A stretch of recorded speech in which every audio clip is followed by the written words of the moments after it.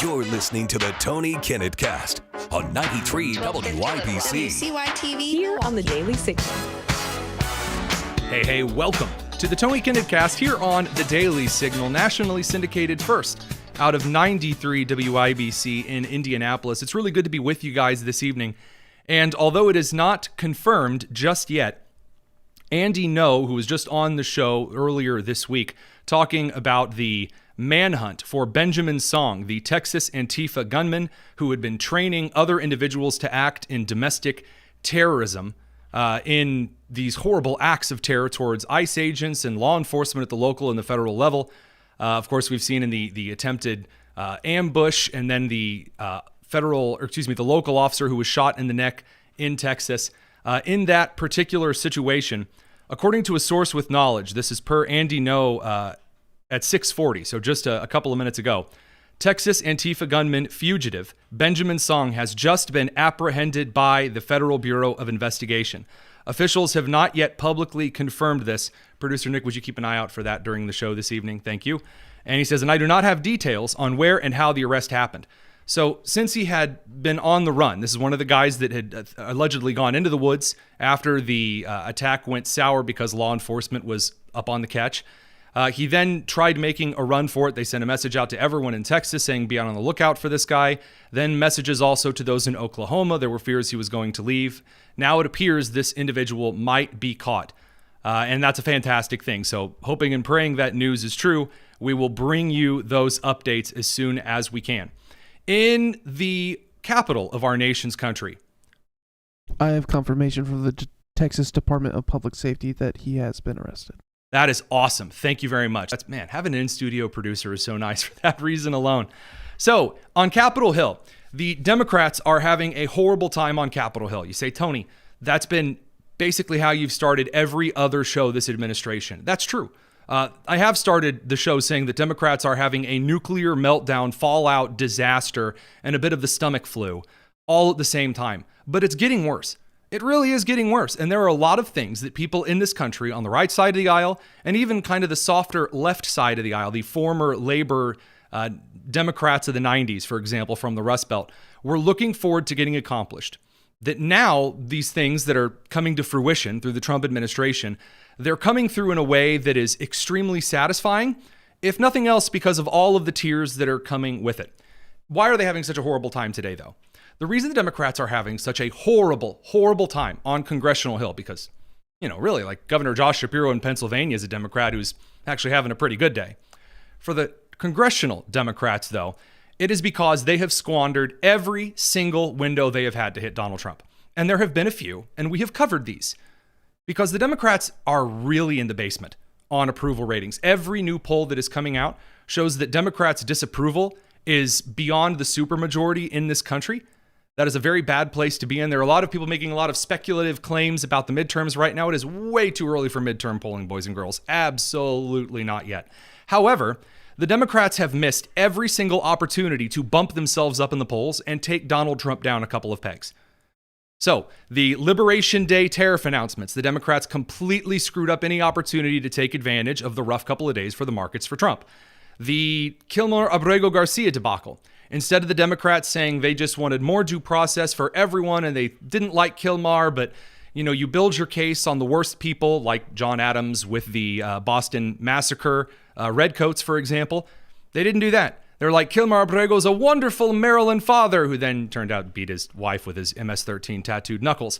Then there was the Signal story. The Signal chat with Hegseth situation. They had an opportunity to kind of go after Trump here. Did they take the opportunity correctly? No. They said Hegseth is incredibly incompetent. How could he do this? Look at all of the U.S. troops in the Middle East that are going to die. Then they had Trump versus Elon Musk, and they squandered it. Then they had Trump versus Elon Musk 2, Electric Boogaloo, the big beautiful Bill, Jill, and me. They completely squandered it. And now here we are, the Jeffrey Epstein Files, when there are a lot of Americans on every part of every political aisle that are frustrated, that are angry, not just frustrated, they're pissed with how the federal government has handled the rollout and the lack of transparency on details regarding the Jeffrey Epstein investigation, Ghislaine Maxwell, and that entire disgusting series of events. And the Democrats have somehow well, I shouldn't say somehow. You and I understand exactly what it is that they do every time these opportunities come up.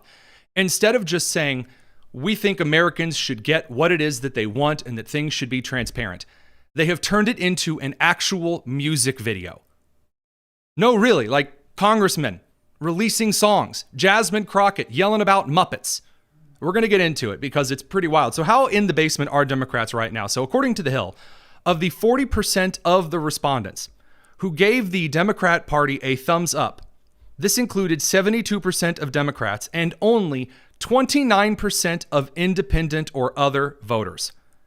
The latest poll shows that the party's disapproval rating sits at 60%. That's 2 more points of disapproval than in June. 28% of surveyed Democrats and 71% of independent and other voters contributed to the overall 60% disapproval rating of the party. Now, the Harvard Capps-Harris poll found that the total disapproval rating for Democrats was at 65%, which is just, you don't see 65, 66% disapproval or combined approval rating polls in American culture. No. We can't even agree on dentists and their toothpaste, much less what Americans think of parties.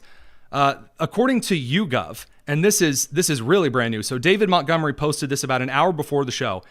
He said approval rating of Donald Trump's performance is rebounding among moderate Republicans. So all of your non-MAGA Republicans are very thrilled and are growing more so thrilled. They've actually gained about 10 points in approval rating for President Trump over the last couple of months here, really since April. And it's because Donald Trump has moderated on a lot of tariff stuff. He's secured a lot of deals. The Iran thing was a massive plus. The immigration policies, while Harry Ensign released some data today saying that Trump has slipped on immigration stuff, they're really short-term spot polls. We're going to keep an eye on it. Independents, at least as a whole, since March, since April, really changing about 2 points decrease. So independents down 2 points, but non-MAGA Republicans up at least 12 to 14 points. Now, NPR is on the chopping block, and this is another reason that Americans are just thrilled, and the Democrats are losing it, and losing it in drastic fashion. As a reminder, by the way, NPR receives your tax dollars to fund their extremely biased reporting. Now, according to NPR, they both do and they don't, which is really, really weird.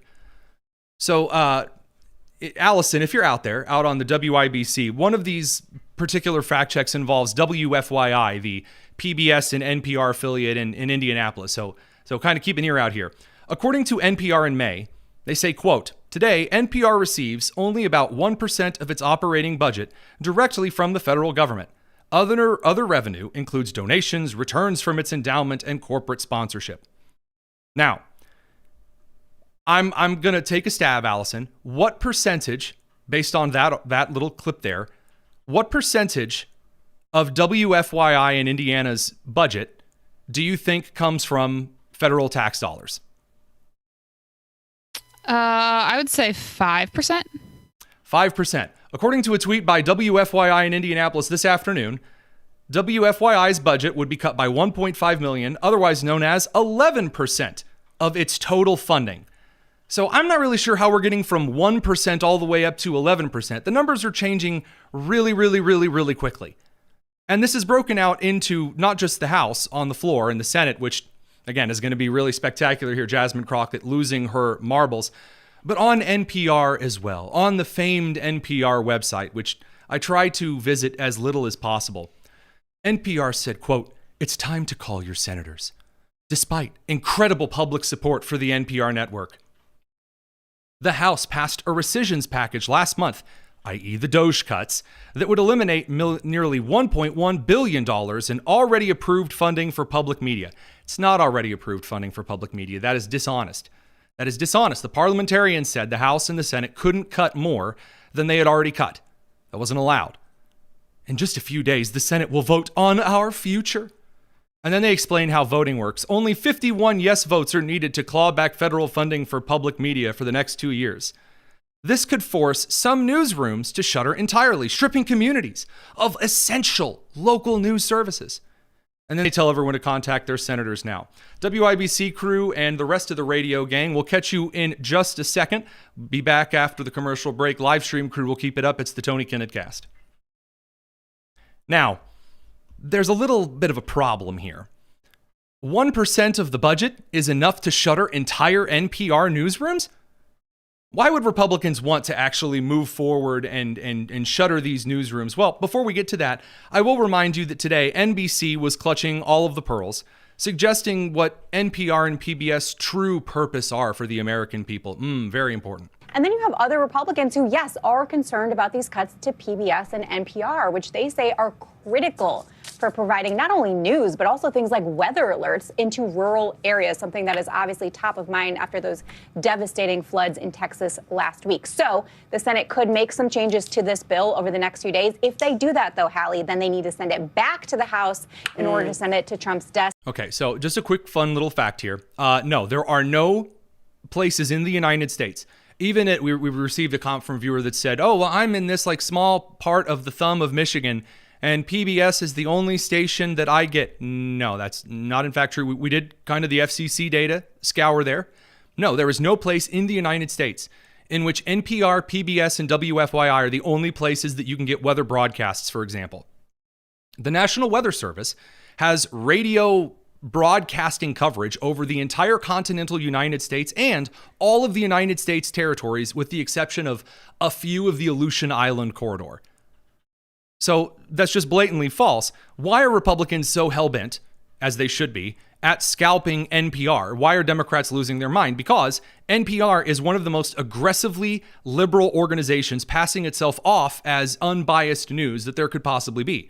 I'll remind you that Catherine Mayer, the current CEO of NPR, just last year was telling everyone that the biggest threat to NPR, the biggest challenge they face is, you guessed it, the First Amendment. The number one challenge here that we see and is, of course, the First Amendment in the United States is a fairly robust protection of rights. And that is a protection of rights both for platforms, which I actually think is very important, that platforms have those rights to be able to regulate what kind of content they want on their sites. Free speech for me, not for thee. But it also means that it is a little bit tricky to really address some of the real challenges of where does bad information come from and sort of the influence peddlers who have made a real market economy around it. Okay. So their influence peddlers are allowed to say whatever they want, but they are targeting anyone that disagrees with them, period. Excellent stuff. I can't possibly fathom why it is that Americans are not a fan of NPR. Then, by the way, Brandon Gill, just to remind everyone, dragged her before Congress and brought up her extremely racist and disgusting views before the American people, which she didn't want any part of. Brandon Gill has a knack for this. He's probably one of the best up-and-coming representatives in Congress. And here's at least a little bit of a snippet of it. Do you think that white people should pay reparations? I have never said that, sir. Yes, you did. You said it in January of 2020. You tweeted, yes, the North, yes, all of us, yes, America, yes, our original collective sin and unpaid debt, yes, reparations, yes, on this day. I don't believe that was a reference to fiscal reparations, sir. What kind of reparations was it a reference to? I think it was just a reference to the idea that we all owe much to the people who came before us. That's a bizarre way to frame what you tweeted. Remember in Mulan when they were like, honor the ancestors, and they were like, Mulan, you need to pay reparations. Yeah, okay. Incredible stuff. And by the way, this does boil down to the NPR framework and model. I have fact-checked more NPR articles, more PBS reporting than I care to list. It's at least over 20, which for one specific news agency, I think the only organization that I've done more fact-check writing on is maybe ABC News. But my biggest beef with NPR and PBS and all of the formerly publicly funded affiliates, at least as far as tomorrow is concerned with NPR, has to deal with WFYI and their absolute freak out whenever I have been invited on by a right-wing or a left-wing guest. And, they refuse to have anyone on that steps out of the narrative. We got to bring the radio crew back. Don't go anywhere. It's the Tony Kinnett Cast.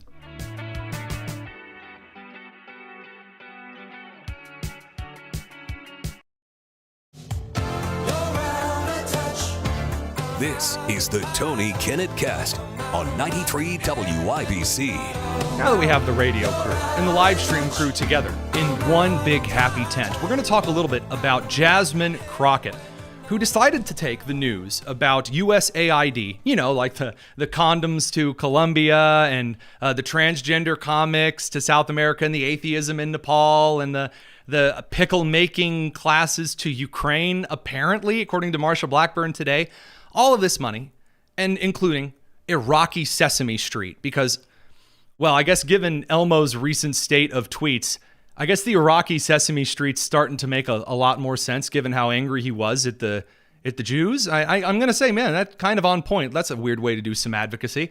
But Jasmine Crockett, she of the brilliant wisdom of Texas, she is out here to let us know how important USAID, PBS and NPR and all of these affiliates are to the American people. And I just want you to bask in what true intelligence sounds like. When you start to talk about whether or not Sesame Street or anything else that's on NPR or PBS ends up in other places, I'm sorry. Hey, producer Nick, do you remember turning on NPR as a child to listen to the Sesame Street? You know? I don't think that they aired on the radio, but never mind. She's on a roll. Let her cook. this is so that there is not this warped thought process about the Western world or about the United States. We're talking about making sure that we don't end up allowing people to be radicalized against us. Hang on. She's saying that the reason we need Iraqi Sesame Street is so that the children are not radicalized against us.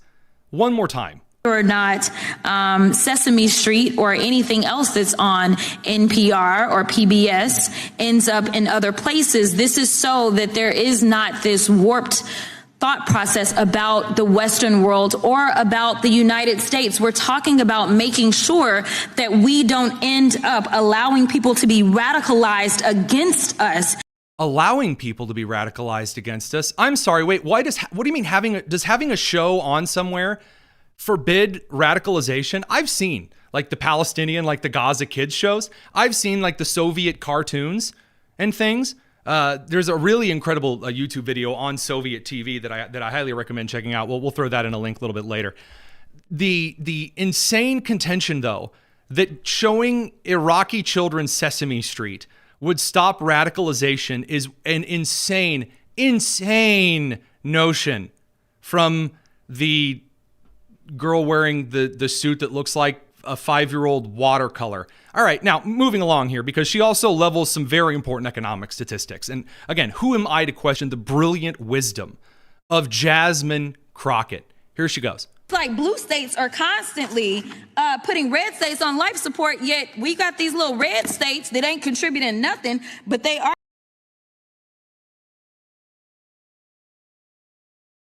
We got these little red states that aren't contributing nothing. One more time, Jasmine. It's like blue states are constantly putting red states on life support, yet we got these little red states that ain't contributing nothing, but they are definitely taking up a lot of money. You know, it is interesting because the governor in California, I don't know if you caught this, but Governor Newsome was talking about just holding on to his dollars because California is what they call a donor state, meaning that they actually contribute more than they take from the federal government. And then you can go down south to states like Louisiana who are broke. And so they need California to pay in. So it is so interesting that we are so... Okay, so first of all, the thing that she's citing on Gavin Newsome, I think we played a clip from it yesterday. I do want to point out that is a complete myth. That's a complete myth. The idea that, well, you know, there's a bunch of rich blue states who are just chunking money at the rest of the country. No, there are individual businesses and corporations in blue states that do operate, that do pay a large amount of taxes, which is interesting because I was told that rich and the billionaires didn't actually pay their fair share in taxes. Also, if you actually look at the county by county data, instead of just, you know, looking at rote states, the confirmed data suggests that it is blue counties in the United States that receive the most welfare. I'm sorry, the most welfare in the country ain't going to Henry County, rural Indiana, or Iowa, or rural Florida. It is going to blue counties, according to the data, again, according to Pew. So as far as the donor state idea, best of luck to you. Best of luck to you with this. I don't think it's going to go the way that you think it is, but if you're just going to demean all these little red states, I hope that you enjoy getting clocked right in the teeth by the Electoral College. It's a bad day for Democrats in the oversight and the subpoena land of the House Oversight Committee as well. Annie Tomasini, longtime Biden aide and deputy chief of staff, is now the third Biden aide to be subpoenaed over the AutoPen and cognitive cover-up. She is supposed to testify Friday after she has refused to appear voluntarily. So there are a couple of questions, according to House Oversight, New York Times, and the Associated Press, that they're expected to ask. So first of all, this New York Times report confirmed that there were aides that were signing pardons and orders for him and that were deciding what constituted those pardons and orders. So if Biden was saying, I'm going to create a category of individuals to pardon, and then you had aides deciding who did and who didn't qualify for that list, and then that new revised list was sent off to the AutoPen before Biden even touched it, that is illegal. That's illegal. There is nothing in the Constitution, in legal precedent, in federal policy procedure and congressional rules, for example, for executive agencies. Nothing in any legal framework suggests that the president of the United States has the ability or the authority to delegate who gets to give pardons or who gets to give executive orders. So if the Democrats are going to continue rotating staffers to waltz in, for example, after his Dr. O'Connor pled the fifth, not going to work. Again, I've said this before. I was right when I said this about Justice John Roberts and Amy Coney Barrett. The left is going to poke until all of the moderates get pissed enough that they essentially say, fine, you know what? Held in contempt. You know what? Held in inherent contempt. Enjoy the little tiny jail cell below the Capitol building. That is where we're going because the left can't stop. They won't just allow Biden to be held accountable. They're going to drag the entire party down with it. But they've got help. So apparently, good old Senator Adam Schiff of California may have committed flagrant mortgage fraud. So we had, what's her name? Not Fannie Willis of Georgia.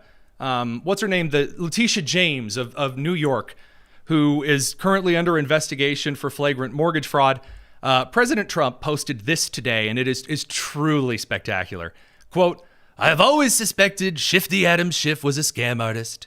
And now I learn Fannie Mae's Financial Crimes Division have concluded that Adam Schiff has engaged in a sustained pattern of possible mortgage fraud. Adam Pencilneck Schiff said that his primary residence was in Maryland to get a cheaper mortgage and rip off America, when he must live in California because he was a congressman from California. Yeah, that is in fact mortgage fraud. It is something that has become something people just kind of turned to look the other way, kind of turned a blind eye to. And it's not going to go very well, given that the Biden administration was like, you know what, take any possible statute in this large spaghetti bowl of federal law and hit anyone that I want to prosecute with it. And again, to quote Mitch McConnell in 2013, say to my friends on the other side of the aisle, you'll regret this, and you may regret it a lot sooner than you think.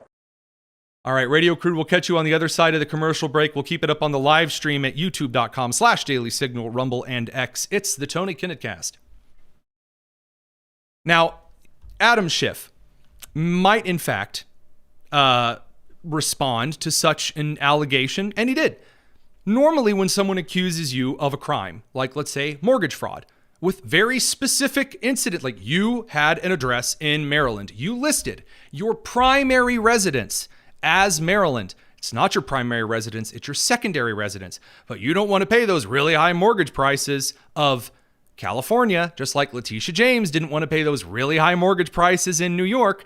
So if you list your primary residence in another state, it's like for a college student being an in-state resident after you're in the state for a couple of years instead of paying out-of-state resident expenses. So how does Schiff respond to this? Oh, really poorly. Really poorly. So Schiff gets on X, that's mistake number one, and says, since I led his first impeachment Given the information we know about the first impeachment now, a very bold thing to say. Since I led his first impeachment, Trump has repeatedly called for me to be arrested for treason. So in a way, I guess this is a bit of a letdown. Why would this be a letdown? If he said this was evidence that you were a treasonous traitor, then why would this be a letdown to you that he's saying he should be arrested for crimes that he committed, if true? Why would that be a letdown? Anywho, he says, and this baseless attempt at political retribution won't stop me from holding him accountable, not by a long shot. Yeah, okay, there, Wyatt Earp. Baseless attempt? It sounds like he's got you pretty dead to rights on this particular Fannie Mae investigation here. I'm interested in seeing where this ends up. And by the way, Trump appears to recognize that it's important to let this investigation come out on these particular, whether or not charges are levied. Here's Trump outside of Marine One today, so sorry about the audio. It's not exactly superb. Schiff is one of the lowest of the low. I would love to see him brought to justice. He's a dishonest, crooked guy. I don't know about the individual charge, if that even happens. But Adam Schiff is a serious lowlife. And tomorrow morning here in Washington. I love it. I do. It's just fun. So Schiff did eventually say, this is just Donald Trump's latest attempt at political retaliation against his perceived enemies. So it is not a surprise, only how weak this false allegation turns out to be. This is in a separate tweet.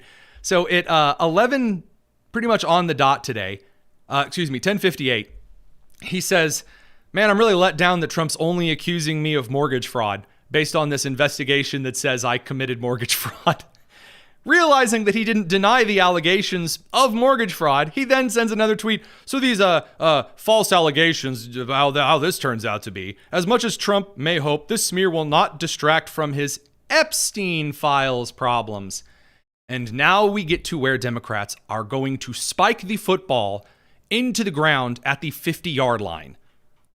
Not spiking the ball after an amazing catch, not after a beautiful touchdown. No, spiking it offsides 50-yard line, completely embarrassing. We're talking some severely nonsense stuff. So the Epstein Files problem. The Democrats have decided that the move now is to sort of allege that they now care about the Jeffrey Epstein Files release. So Senator Ed Markey, who is like Biden's main dude, he's out there yelling, we need to release the files. I think we should be releasing the files right now. Donald Trump is reaping what he sowed, and we should have a debate in Congress on this issue and have these files released now. We don't need. Why not? If you believe the files can be released so simply, then why not just have released the file? We're going to talk about this because there's some new stuff coming out too. Don't go anywhere. It's the Tony Kinnett Cast.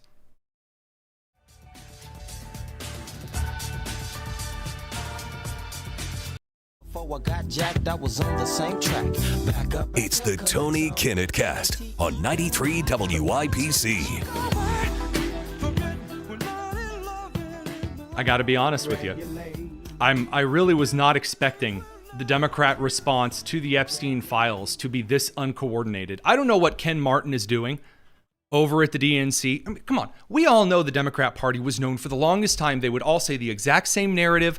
All of the TV networks, there's even recordings from COVID where all of the reporters read the same misinformation statements about how safe the vaccine was. We're going to talk about that in a second too. All of these unified messages. And right around the Biden dementia mixed with the COVID vaccine blow up and the Trump assassination attempt, something cracked right in half. And they had no power anymore to control the narrative. And since then, it has been discombobulated. Herding cats would be praise of the organizational skills of the Democrat Party right now. That's how uncivilized, nonsensical this communication effort has been. So I bring you Representative Hank Johnson of Georgia. This is the guy, the Democrat representative, who believed that if we put too many people on one side of the island of Guam, we would tip over the island of Guam. Oh my God. And he's back. He's back. How is he back? He's ready to face the day. He's ready to tell us all about the Epstein Files. He's ready to fight for the American people. What does he have for us? If you were guessing a music video you need to buy a lottery ticket like now. Congressman Hank Johnson coming to give you some more ear candy or perhaps an earache. But I'm going to do my best off of this Jason Isbell tune, Dreamsicle. Epstein died by suicide. Believe that and you must be blind. You've been telling us you released the file, but where are they? We've gone along with what's been told. You've had plenty of time, you're in control. But now you say you will withhold the Epstein Files. Dreamsicle on a summer night. He ran out of the words. He's just going back to Dreamsicle.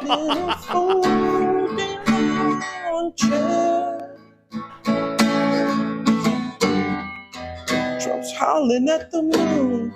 Release the Epstein Files soon.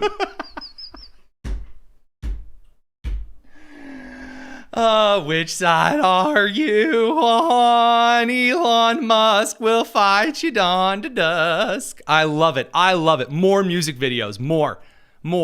I want to see the choose your character meme. Bring it back. I want to see Jasmine Crockett rapping as she's leaving her office and doing the weird dance. More. Throw all of your effort into something that Americans are not focused on because they're ready to crack all kinds of jokes and memes and haha, it's really funny. Americans are pissed. They're tired of the games. And so when your answer to this is, I know what people are tired of games. You know what they must want? An entire circus full of games. They're tired of Uno. Here's 8 other card games, a dancing clown, and Nancy Pelosi. Like just all at the same time. It's horrible. It's such a bad decision. And that's why, but what would you expect from the man who tried to adapt the they came for the Jews and I cared not because I was not a Jew to Latinos at the Home Depot.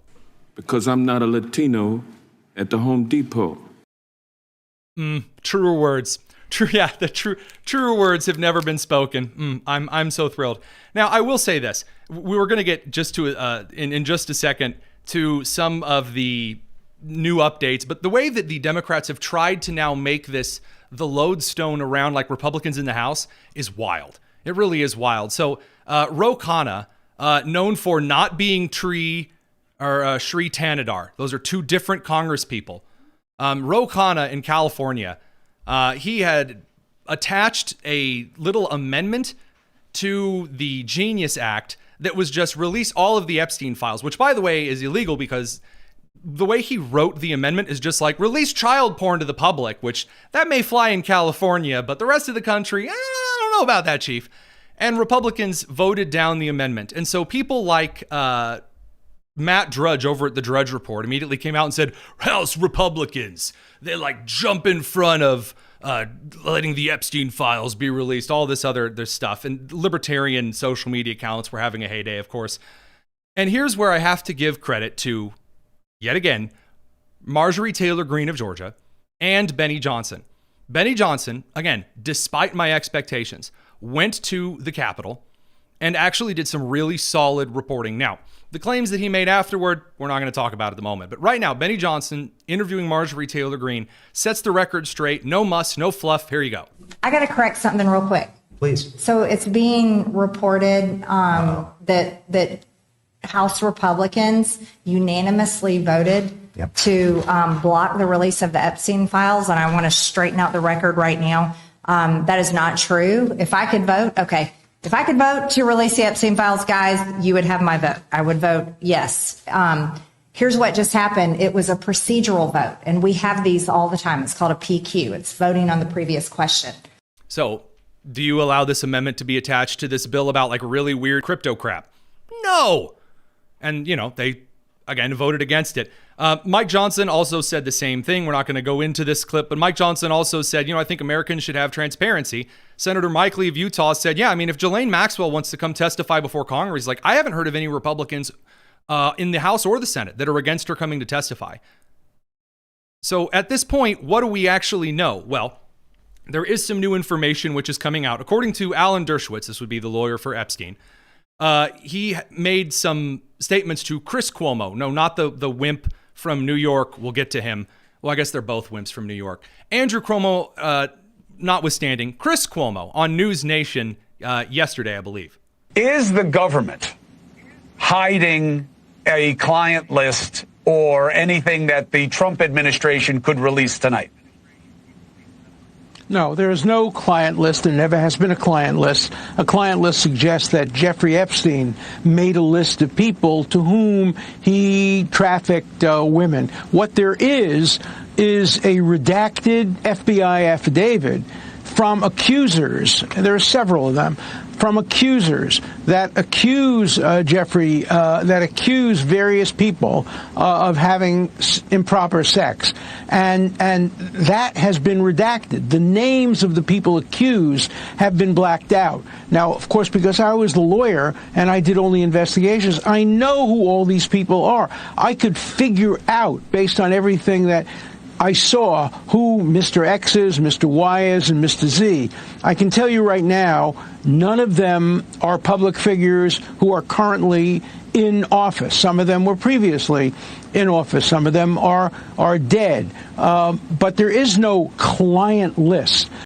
Do you know when these allegations, because these are allegations, he doesn't have proof for this, but do you know when this would have been useful? In February with Pam Bondi. If Pam Bondi's office would have brought Alan Dershowitz and a bunch of the judges and even some of the victims, if they agreed to come forward, and released a lot of things that they could to the American people, if they had put time and effort into transparency with the American people instead of an influencer binder campaign, then this would have turned out way differently. Did Bondi make that decision? Nope. And by the way, Dershowitz has kind of gone back and forth on saying some things that were there and some things that weren't there in the past. I know, because producer Nick has sat me down and has shown me a number of videos from the past because his research skills are one of the reasons he's on staff. And the redactions could be undone if you go to court. So many of the things that are being suppressed by two judges in Manhattan, and they're doing it largely to protect the alleged accusers who are, in the view of the judges, victims, even though we don't know what their actual status is. Now, we're going to move the show along, even though I really would like to play out this entire comment. He alleges that it's the judges from these various courtrooms that are sealing all of these documents, and that it's the judges that are saying they're not going to unseal things for the Trump administration to distribute. We will see it when it occurs. Do you know who could answer a question like that? Pam Bondi. She could answer a question like that, but that is not the case at this time. Now, as to the rest of the House Republicans, I am more pleased every day to say that one of the best congressmen in the House is not just Representative Brandon Gill of Texas, it's Tim Burchett of Tennessee. Now, I followed him on Instagram of all places for quite a while, mainly because he says, don't look at AOC too closely, she'll steal your soul. He's really funny, but also he's kind of a good old boy. And when I say he's a good old boy, I mean, he doesn't really mince words. Here is the conversation from, or at least, the answer from Tim Burchett regarding consequences for anyone who's hiding information about sexual abusers and traffickers of children. Should there be an investigation or a special counsel investigation? I don't know. I'm not an attorney. I just find them guilty and hang them publicly. I mean, that's not over the top either. I'm ready. I'm over it. It disgusts me. Yeah. Yep. That's the correct answer. The investigation, again, that should come forward, should end with people at the end of a rope. Not a little injection in the back of a cell or 20, 30, 40 years, then taxpayer-funded timeout at the end of a rope. You abuse children. You traffic children. You abuse women. It's the rope. I'm not even going to say sorry, comma, but that's the way it is. That's just the way it is. Any individual out there who holds that opinion has a far better moral compass than those making all of these goofball spaghetti arguments. Live stream crew will be back in just a second. We got to send you to that FCC radio break. It's the Tony Kinnett Cast. All right, so there are other investigations that are currently going on right now. These would include, remember I said we were going to get to the vaccinations thing? Well, boy, howdy, did James O'Keefe deliver. So James O'Keefe, who probably mimics being a gay man and seducing other dudes to reveal information on camera better than anyone I've ever heard of. That's not a joke or an exaggeration, by the way. That's like his trademark style. James O'Keefe has gotten a particular juicy bit of information regarding the vaccines to be released. Here's the undercover footage. Do you have any idea lack of research that was done on the. So for the podcast listeners, excuse me, this is Joshua Reese. He's the lead regulatory scientist at Johnson & Johnson. Remember the Johnson & Johnson COVID vaccine? Johnson & Johnson's lead regulatory scientist, Joshua Reese, on hidden camera, admits that they essentially just rushed the vaccine through and it wasn't safe and they knew it, but people wanted it. So, you know. Products? Joe Biden says that it's safe and effective. But, like, he didn't know. There's no proof. I mean, none of that stuff was safe and effective. People wanted it. Who gave it to them? Now, the entire clip can be found over with James O'Keefe's stuff, and you should go and watch it because that's excellent undercover reporting. So I was told through all of those media outlets that all say the exact same thing, like, for example, NPR, that it was safe and effective and wonderful. And by the way, not even a vaccine. The way that this was construed is not a classic inoculation or vaccine at all. But good sweet grace, there you go. If you were looking for the proof in the pudding, this is exhibit. We're not even in the regular 26-letter alphabet anymore. We have to jump to Roman alphabet. This is exhibit Delta. There's so many exhibits now, we have to switch over to different naming nomenclatures here. So the doxing threats against ICE and federal agents are continuing. So I covered this on the Top News in 10 this morning. We have not identified this teacher yet. There are individuals that are surrounding ICE facilities in Oregon and are screaming threats and various other disturbing things, telling ICE officers to kill themselves. Here's a teacher, a grade school teacher from Portland, telling federal agents upholding the law to kill themselves. What has prevented you from getting your... Oh, that's not the right clip. Let me grab it up here.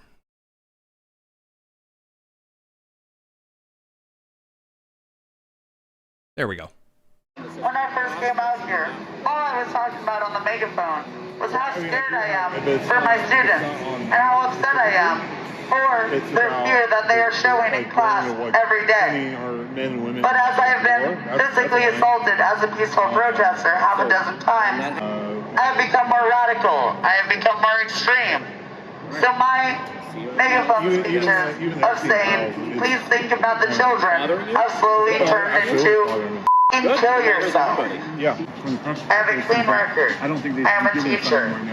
So this teacher apparently stood outside for hours and hours from some of the post-millennial crew reporting this, you know, just shouting, kill yourself. Now, Representative Salud Carbajal, who is an immigrant from Mexico and a representative in California to the United States Congress, according to the Homeland Security team, he just took the ID of an ICE agent and just gave it to the crowd, just doxing ICE officials.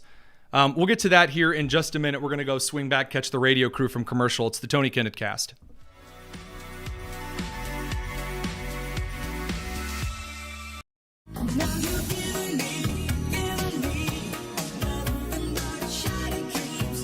You're listening to the Tony Kinnett Cast on 93 WIBC. So Representative Salud Carbajal has decided that the best thing to do right now in advocating against upholding federal law and illegal immigration and all the things that he's really proud of, he decided to show up and do a little video. Again, as though this has not been done enough already. He shows up to an ICE facility. He demands entry and access. Very brave, very strong, very impressive. We're very, very proud of him. And then he takes the ID of one of the federal agents. Let's see if we have the clip here. I'm here at a nursery in Carpinteria where ICE just finished an ICE raid operation. I got here, I got many calls from constituents, from social media. We saw what was happening, and I came here to do my congressional oversight responsibilities. When I got here, there was obviously a crowd of protest, and it was overkill. Over 50 ICE agents that were here, and they were conducting this operation. Why would ICE need 50-some agents at a location in California? Gee, maybe the chunks of concrete that have been thrown at the heads of law enforcement, attempted murder, maybe the burning vehicles, maybe the child labor, maybe the violent attacks, the series of domestic terror incidents, the Antifa guy that was riling up different crews, maybe the doxing operations. Gee, I can't wonder why ICE showed up with more than a guy in a polo and golf shorts saying, would you please come with me? They were creating fear, anxiety, and intimidation. They were dressed in military garb. Oh no! Military garb is like assault rifle. Military garb, they were wearing bulletproof vests because not 30 miles away, there was an individual firing shots at federal agents. How dare you wear... When I went to Chicago to cover the DNC, I wore a bulletproof vest. You know why? Because Chirac is violent and dangerous. Moron. Clothing, military-grade weapons. Military-grade weapon? Ooh. Like what? Like a bazooka? There he was, just 3 ICE agents carrying a payload of J-dams over their shoulder. They were just creating an untenable, incendiary circumstance where they could have got members of the public and themselves hurt. They could have pouring gasoline on the flames of this situation. This is ridiculous. There was a child that was hurt. Wait a minute. Who's bringing children to a violent protest? We see this consistently. People bring their child, and then tear gas is launched after people start chucking rocks and firing shots at officers. Oh, this child inhaled tear gas. Oh, the horror. Yeah, I mean, you overtly brought them to a particular place where there was a lot of violence on tap. Gee, I for one am astounded, shocked, bamboozled, smeckledorfed even, that there might be a situation where violent protests are happening that make it an unsafe place for children. I can't believe you're telling me flying rocks and gunshots aren't safe. Now, it is on footage that he, again, is all cheered and everyone's so excited about... Oh, by the way, there's the... He goes up. He takes the ID card from the ICE agent. He tries to go in because his camera guy's following him. And they stop him. Now, does that look violent to you? There's that military garb. Ooh, so fascisty. Nope. He's just said, you can't go in because you have to call in 24 hours in advance. We organize a tour. We make sure the facility is secure, given that government officials of the United States have been the target of assassination attempts over the last year. There are numerous cases of Democrats and Republicans being the target of assassination attempts by radicals in the United States, securing a facility of unhappy individuals, many of whom have violent criminal records. It makes sense why they might want to keep that. So then he goes and gives the ICE officer's ID card to the crowd, doxing the individual from ICE. Incredible. Incredible. Now, there is one other thing I did want to mention today in the normal hours of the show. And this is from Indianapolis, Mayor Joe Hogsett. These Democrat mayors who believe that they're crime-ridden, festering hellholes that they create because they refuse to allow police to prosecute and they refuse to put criminals who are arrested behind bars. Well, gee whiz, it sure seems like when people clear out of downtown, it's kind of your own fault, but Mayor Hogsett, Democrat of Indianapolis, he's got the solution. I would encourage everyone to come downtown if they want to come downtown. Just don't bring a gun with you. I would encourage everyone to come downtown if they want to come downtown. Just don't bring a gun with you. Why would I feel the need to bring my H&K VP9 or my smaller Glock whenever it is that I choose to go through downtown Indianapolis? Maybe it's because there are consistent murders every single night. Just kind of a thought that I really would not prefer being mugged. And a really great way to prevent being mugged is a wonderful dose of lead, or the threat of a dose of lead. Democrats want to remove guns from those who are law-abiding individuals. And then when, you and your family get shot by some guy with an illegal, unregistered firearm, well, then, hey, that's just, maybe he had a rough childhood or something. We better give more money to the public school systems. Finally, at least for the show side, President Trump is doing a bit of a victory lap today in Pennsylvania, as well as yesterday, in this major Pennsylvania energy deal. Apparently, Google is investing in 2 large hydroelectric plants in Pennsylvania. Massive AI infrastructure, data infrastructure is going into Pennsylvania. This afternoon, 20 leading technology and energy companies are announcing more than $92 billion of investments in Pennsylvania. And if you want, we could probably get them up. Let's talk to them right now. Now, I will say one thing in kind of a caveat, because usually I'm the guy that's, cheering on major energy and investment and things like that. A little bit of a caveat here. AI firms and large data center firms, they're fine. They're a good thing to have. I'm really glad that technology infrastructure is expanding. It is going to expand. Better it expand here rather than in India or China. So that out of the way, I will say that it is a bit concerning how some of these are popping up. Meaning that they are trying to plop down major data centers right next to like fruit orchards in the Midwest. Here locally, here in my part of the state of Indiana, half the county essentially had to get their pitchforks and torches out in Hancock County, Indiana, because they wanted to plop a big AI data center because the development corporation just said, please put your data center wherever. Bootlicking ensues. I'm more than fine with regulation for this exact purpose. That if you cannot provide for your AI firm a good source of renewable, refreshing water that isn't the local water table, if you're not drawing from like a local major river, for example, well, I'm sorry, your desire to be close to a major city is not as important as the impact it has on the local community. Also, there's major power draws for it as well. I think that it would be a lot more effective, and I know that some of the administration listen to this show, and we're thrilled that you listen, you tune in.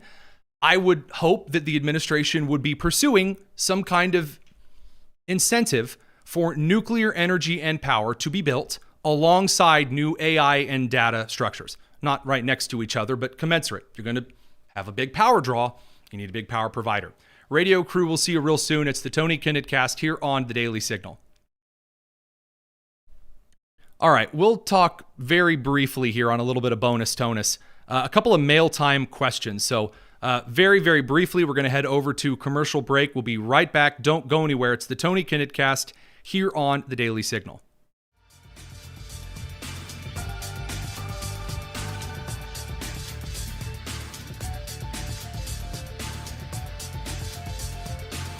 Mail time. Mail time. Mail time. On the Tony Kinnett Cast. All right, let's do just a little bit of mail time here. So mail time, every show's got to have a little bit of a viewer communication segment because, at least for me, I really do enjoy hearing some of the snarky things, some of the great questions, some of the awful questions that come in. And so instead of trying to convince you this is something incredible and spectacular and the most original thing ever, here's the mail segment.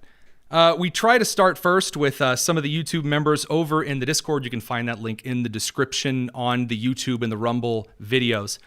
So far, Tireless Travel points out, he said, it seems to me that more emphasis should be brought to the hypocrisy and utterly mercenary attitudes of the left when it comes not just to their actions, but their principles. Why aren't more people, for example, drawing attention to the double standards on masking and peaceful protests? Well, there's two very good reasons for that. Number one, because it doesn't work. Who are you convincing? Who are you convincing? If I go out there and say the left is really hypocritical, which you do every once in a while, again, the Democrats' affinity for masks during protests and keffiyehs and riots, but then the instant that a federal officer receiving active threats and attempted murder events going on, again, the left's tendency towards political assassination attempts, all of a sudden the pearl clutching over that, yeah, that's really awkward and awful, and many do call it out. Making that the whole theme of the messaging, though, the hypocrisy angle just doesn't rally people. Oh, they're hypocritical. Ooh, it's true, but it doesn't really drive people to action. So the real reason, although I would love to see more focus on kind of the dual or the triple standards here, Tyler O'Neill, my colleague, was pointing this out a little bit regarding George Soros in a testimony before House Committee today. So from that side of things, another question that was asked, President Trump has been nominated for the Nobel Peace Prize 3 times over by Israel, by Pakistan, and by Rwanda. What are the odds of him actually winning it this time and around? Candy Cane asks, and also who is he up against? So they don't really give the Nobel Peace Prize in an up-against fashion for major leaders. If there is an opportunity for a Nobel Prize to be given for something significant, it's not as though they have a rack of 5 ready to give out this year and they just slot them out to 5 people. Is it likely Trump wins the Nobel Prize this year? No. And that is because the Nobel organization sucks. And that's why the Pulitzer Prize isn't worth anything anymore. They'll give a Pulitzer Prize to someone covering a dog's gender transition. But if you uncover a major scandal, like, at the risk of your personal life, a certain medical company like Johnson & Johnson putting forward a vaccine that they knew was unsafe. When they peddled it, well, then you just get called misinformation, and then Parmi Jean-Pierre complains about you while dressed like Al Capone. So from that forward, M. Baller asked, do you ever have anything positive, constructive, and productive to say? So I'm going to be very honest with you. I despise the idea that you need to be kind just for the sake of being kind. That doesn't make any sense at all. The idea that you need to temper what it is that you say because someone else is not going to like it, it has its uses. You don't just go out all the time and, throw out middle fingers like Memorial Day candy. No. But if the news of the day is more negative and it is something that deserves scorn, then it deserves scorn. If you want someone to grab the acoustic guitar and sing Dreamsicle Release the Epstein Files, around the campfire, this ain't the show for you.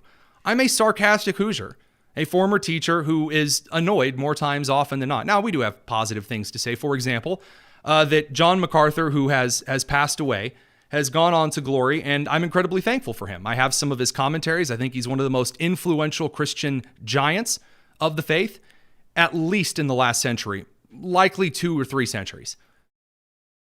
And I adore John MacArthur's work, even though I don't agree with him on I didn't agree with him on like the Calvinism versus Biblicism and Arminianism theological points. Don't worry, that's a lot of in the weeds stuff. But regardless, I have a lot of positive things to say about him. Unfortunately, the news is moving so fast, we have to cover a lot. So there's not a lot of time for me to tell you, hey, things over here, boy, they're just swell. All right, this is from David Maskura. Do you think the Democrat Party, by word and deed, have gone to the point of a terrorist organization? Since no mechanism to abolish the Democrat Party, why not declare it criminal and terrorist? Well, for 2 good reasons. Number one, because political parties themselves, it's very ill-advised to ban political parties outright. Every time that's been done in history, it doesn't work out very well. Now, there are organizations that absolutely should be classified as terrorist organizations. Antifa, very clearly a domestic terror organization. The Muslim Brotherhood, which the Senate is currently getting ready to vote on as a domestic terror organization. I think CAIR, the Council on Islamic Relations, whom at least one of their pressers I know watches this show. They are, in fact, a terrorist organization, and they do cover for terrorists, not just Islamic radical terrorists around the world, here in the United States. The Democrat Party in and of itself, the Democrat Party is very different from rural Pennsylvania to Southern California. I give you Senator John Fetterman and a lot of the rest of his party. The certain aspects of the political party apparatus aren't necessarily plank by plank. The party's really only made up of donors and then what it is that they say they believe, and even those things change from minute to minute. And a lot of the same happens on the Republican side of the aisle. So more individual action is probably better at combating the violent tendencies. Now, by the way, a lot of this isn't maybe a party-supported platform. It's more kind of in the narrative basement. But either way, it's definitely worth keeping an eye on. The next question that I think is probably the most important to answer, at least this evening.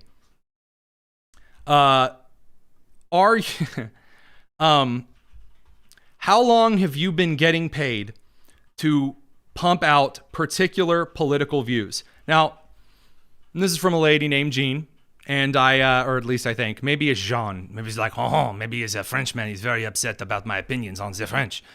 To answer the question as to why I am paid to peddle political points of view, this show originally started, just a little history here, as a Saturday show, guest hosting in place of Abdul Shabazz in Indianapolis on WIBC when he was running to be the mayor of Indianapolis.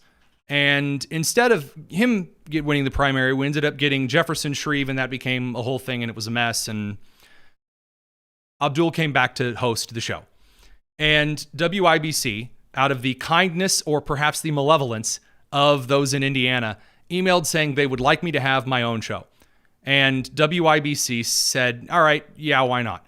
And I got a little weeknight show, this 7 to 8 p.m.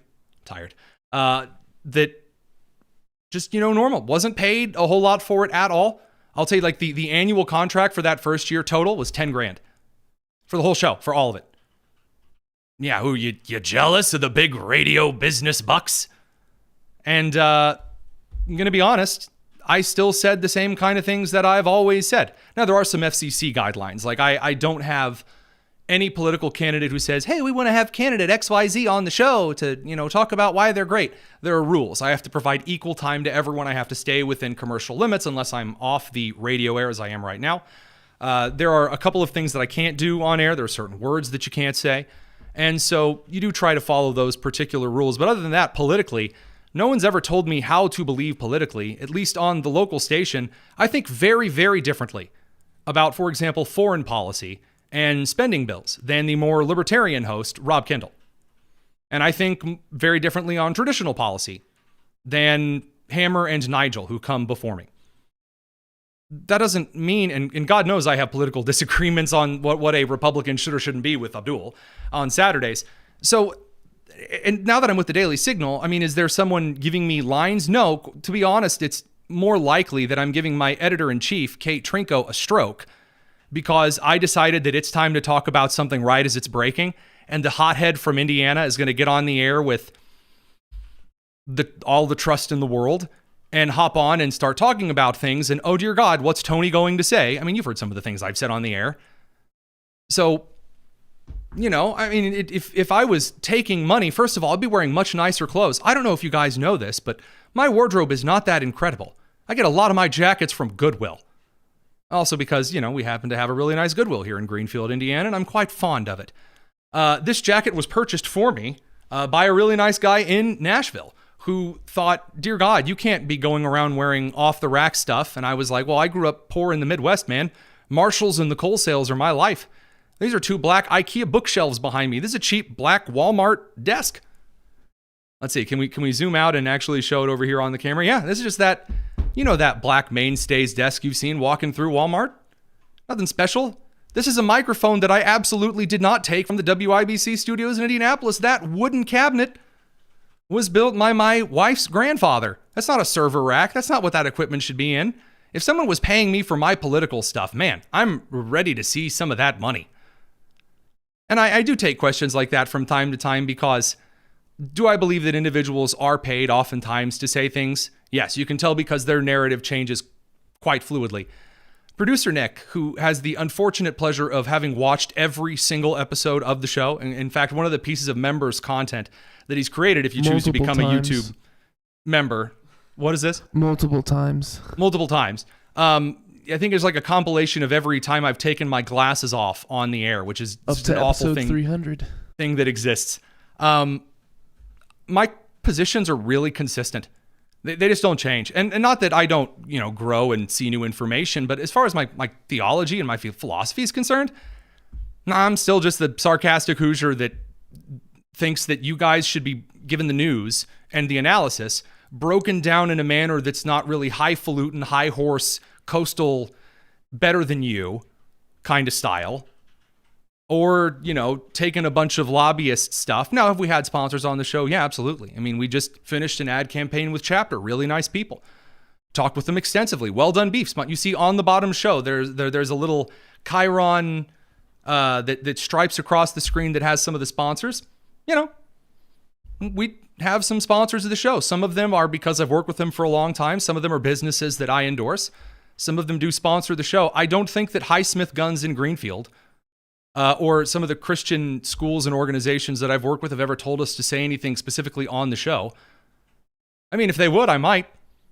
But I think it would be about Highsmith Guns or about the Christian schools and not my latest policy change 180 on the Trump administration or the Biden investigations. Are you telling me that you don't plan on being highly favorable of the Middle East anytime soon?